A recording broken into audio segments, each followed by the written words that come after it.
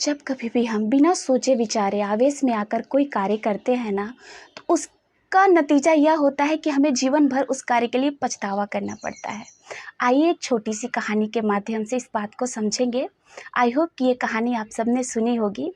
मैं फिर से एक बार आप लोगों के समक्ष ये कहानी साझा करना चाहूँगी। एक बार एक पति पत्नी ने एक नेवले को पाल रखा था। वो उससे बहुत स्नेह करते थे, चूँकि वो नेवला बहुत पहले से उनके साथ रहता था। जब वो बहुत छोटा-सा था, तभी से इन लोगों ने उसे अपने साथ रखा था।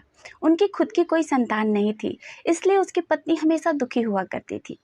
कुछ दिनों के बाद शायद भगवान ने उनकी सुन ली और उनको खुद की एक बहुत प्यारी सी संतान हुई।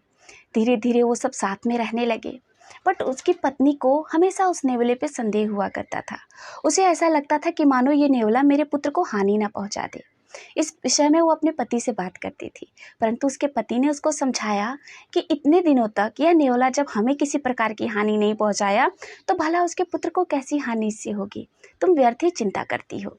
यह कहकर उसने अपने पत्नी को समझाया। वो कभी कभार नेवले के साथ अपने पुत्र को छोड़कर बाहर चल जाया करती थी।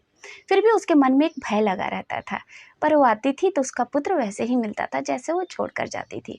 नेवला बहुत प्यार से उसे पालने में झुलाता, उसके साथ खेलता, उसे भी बहुत अच्छा लगता था। एक दिन की बात है कि अचानक पति पत्नी को कहीं बाहर जाना पड़ा, 1-2 घंटे के लिए। उसके पति ने कहा, कोई नहीं, ये नेवला है, 1-2 घंटे की बात है, हम लोग जाकर आ जाएंगे।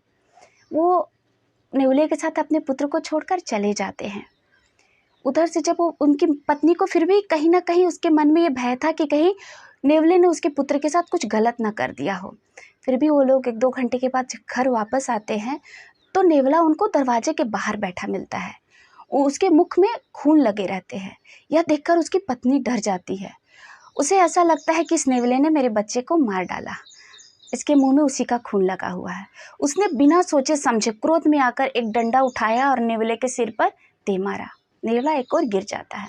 उसके बाद वो दरवाजा खोल के ज्यों ही अंदर जाती है, वह देखकर हैरान रह जाती है कि उसका पुत्र बिल्कुल सुरक्षित पालने में खेल रहा है और सामने एक सांप पड़ा हुआ है, मरा हुआ। इस स्थिति को देखकर उसे सारी बातें समझ में आ जाती है। अब सोचिए कि उसके बाद उस महिला पर क्या बीती होगी, क्योंकि उसने क्रोध में आकर अपनी गलतफहमी की वजह से नेवले को जान से मार दिया, और वही नेवला उसके पुत्र का रक्षक था। वो खून उसके मुंह पे जो लगी हुई थी, वो सांप की खून थी, और वो गलतफहमी की शिकार हो गई और आवेश में आकर बिना कुछ सोचे समझे, बिना कुछ देखे, उसने नेवले पर डंडे से प्रहार किया और उसकी मृत्यु हो गई।